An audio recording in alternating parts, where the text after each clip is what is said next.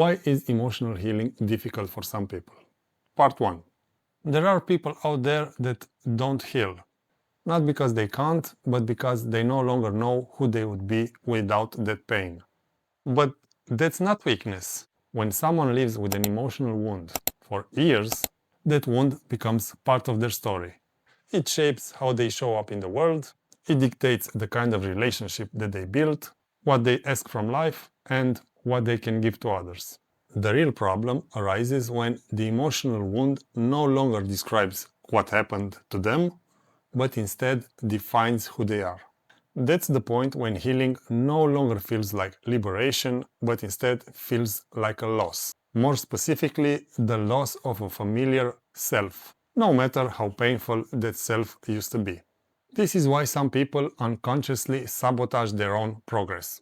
Not because they don't want to, but because a healed self is an unknown self. And many times the unknown can be much more terrifying than a familiar pain.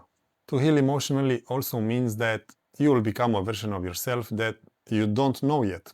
And if thinking about that scares you, that's perfectly okay. Because there are plenty of things in your life right now that you used to be scared of, but today you consider them completely ordinary.